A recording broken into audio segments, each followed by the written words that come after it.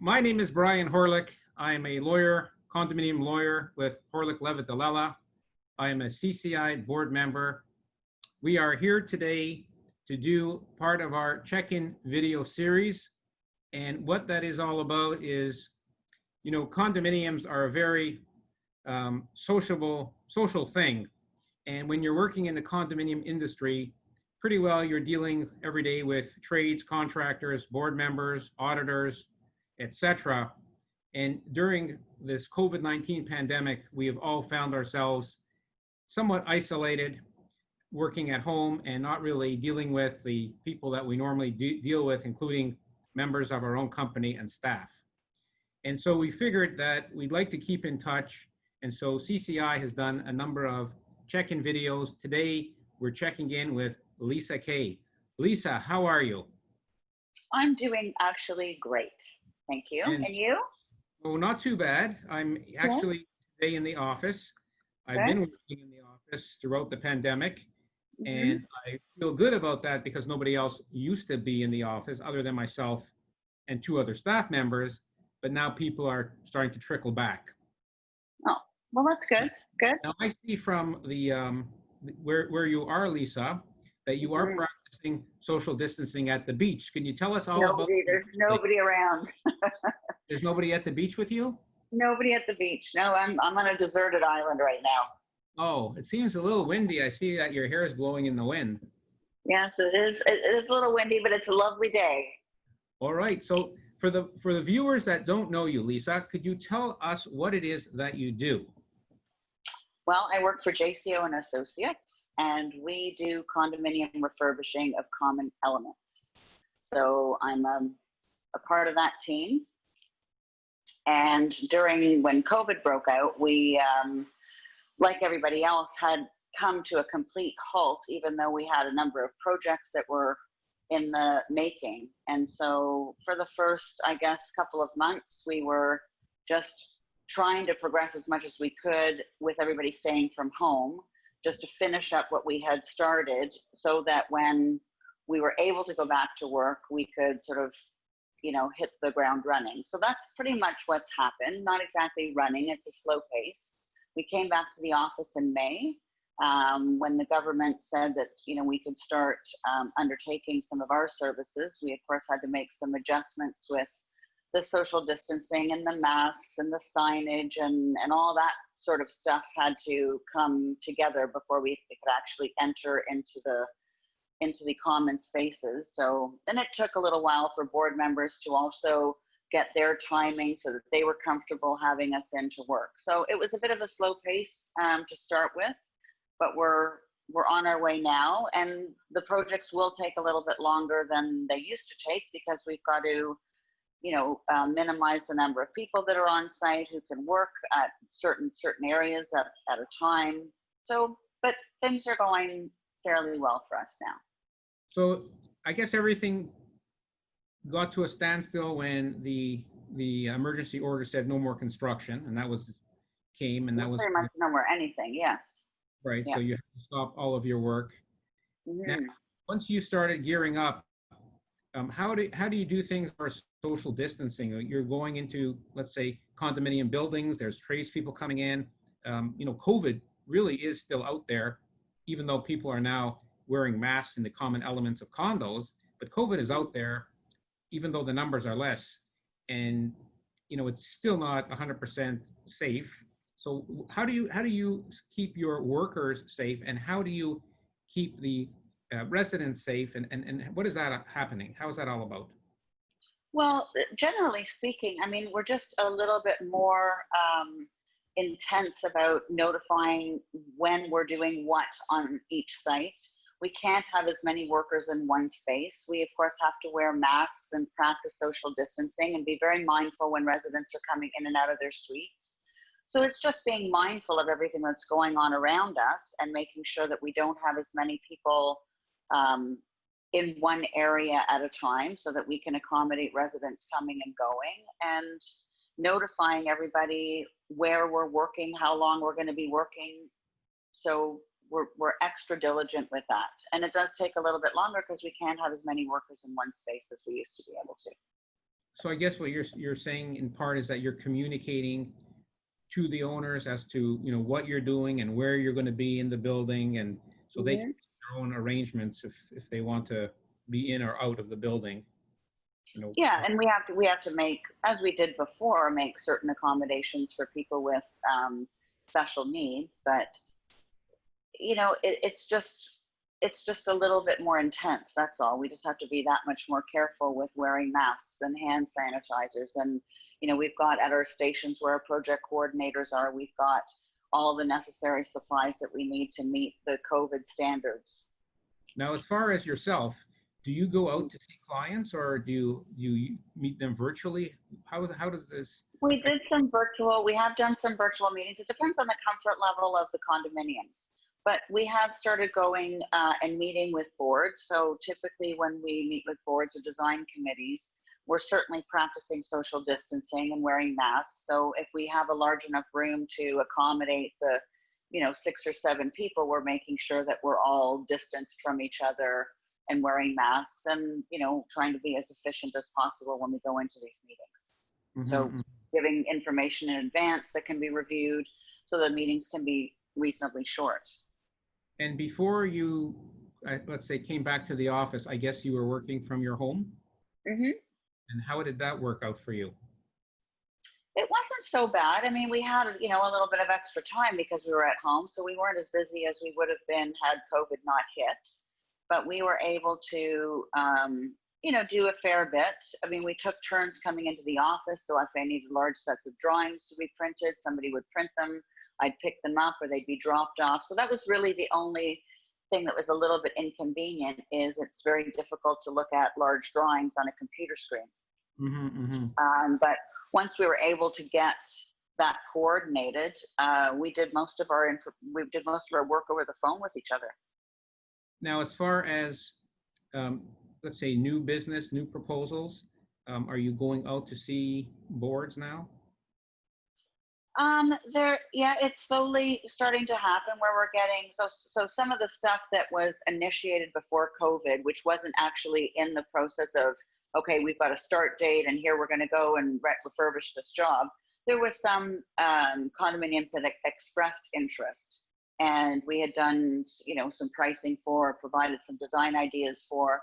They're now starting to call us back because they're. Oh, are you there?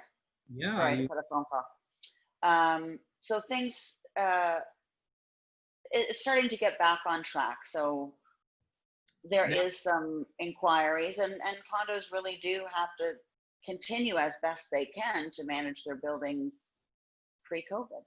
I guess so. Now, I know that you're somewhat of a fitness buff. No, not anymore. How has Yeah, how I'm has it coping all with that. affected you? Well, it's affected me a lot, actually. I was on a real roll before COVID hit, and because I had some new goals that I wanted to accomplish, and that came to a screeching halt. But the exciting thing is I took on some new hobbies. So I bought a bike last year, and so I've been cycling a lot. I go up in sort of the King City area, and got used to wearing clips on my bike, so that was a bit challenging. Only fell twice, no head injuries. I'm good. So I got that. And long walks. I've been discovering some really great paths near my house. I'm walking through valleys, through the John Valley Golf Course, and it's a big ravine that leads down to the golf course. So if you really want to challenge yourself, there's paths that go up and down the ravine. So doing lots of hills, lots of walks. So Now, that's keeping me. have you gone back to your gym, or still not? No, you know what? The gym is opening up, but I'm reluctant to go yet. Mhm. It's a bit of a hassle. I believe at my gym they're going to be. You'd have to go by appointment. You've got a certain amount of time that you got to be in and out of there. I'm not really crazy about it. To me, it's just a really small area that it'd be maybe difficult. I mean, we don't know exactly all the things about the coronavirus and how it's spread, and so everybody's just I think should just be extra cautious until we have a good idea. But I'm not really keen on going back to the gym yet. Yeah, it's funny. We are now in August. I recall when COVID was, you know, when it was first came to everybody's attention in March. Mm. And I was actually at a hockey game, like about March the 10th or so. And I Mm. started asking myself, is this a smart place to be? Mm. And everything basically shut down a week thereafter. Mm. And I still recall, going to the food store. I was petrified, wearing a mask and gloves, and it was Yeah, just, it's pretty scary. it was It terrible. was. And Mm-hmm. for the first time in my life, anyways, I went into food stores, and a lot of food wasn't there. Yeah, that was a very unusual time. The first, I guess, really the first month, I think was, you know, I mean, it just. I used to watch The Walking Dead, and it just sort of made me think if the world turned into this apocalypse, what would happen? It was very frightening. There was, empty shelves in the food store. I've never seen that in my life. Hmm. Hmm. Months to get flour if you wanted to do baking. All of the dry goods were gone. It was really something. Yeah, it was pretty scarce. I think it probably depends on what grocery store you went to. So I didn't find that it was super scarce. I didn't find that it got really bad where I couldn't get what I wanted to get.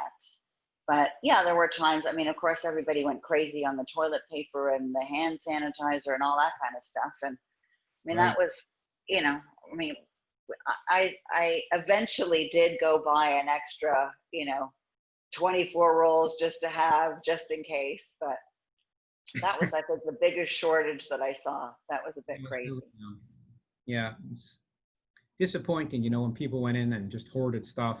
Yeah. I felt like, you know, I should be Noah in Noah's Ark, and I should get animals two by two and load them up in my backyard in a boat, because that's where the way things were going.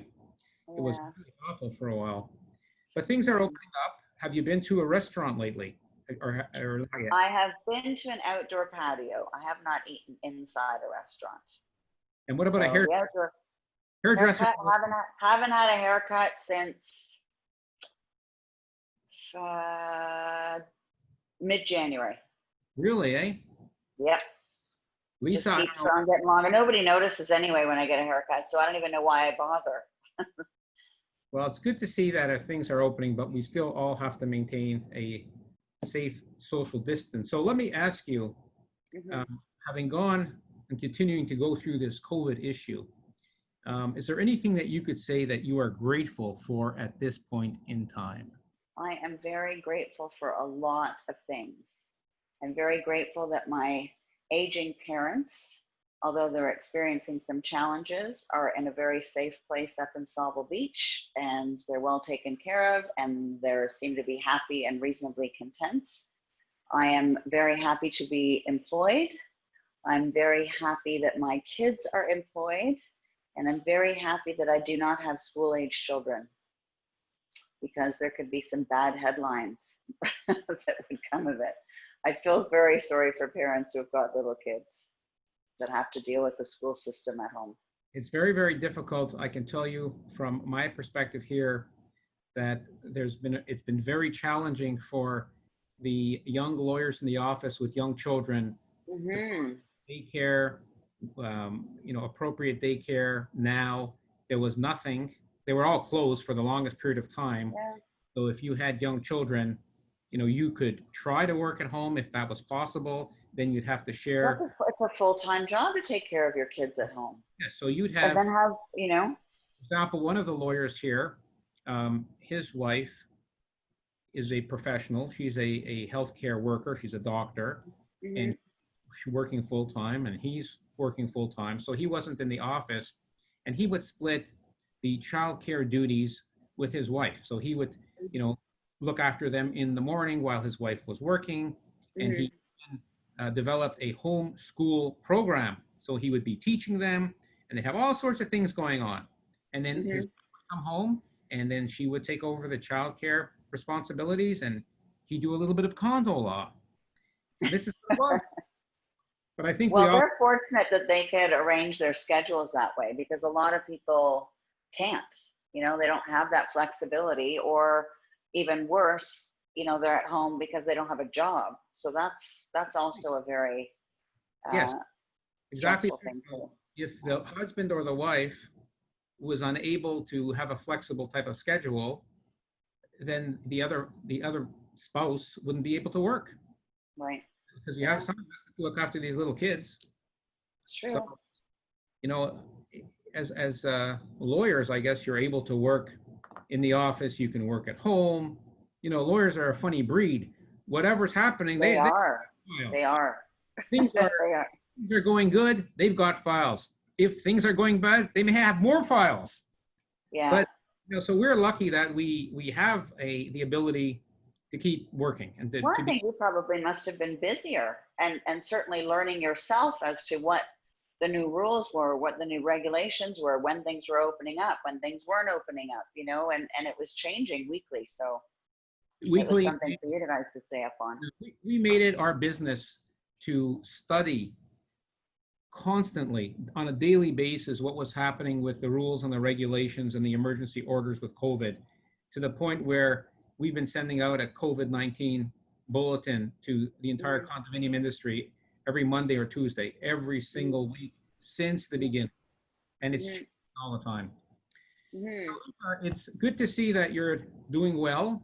I'm glad that your company and your business is moving forward and it's becoming active again, as it should be, because, you know, I understand from the industry that you are very good at what you do, and your company is highly respected in common element refurbishment. So keep on doing what you're doing.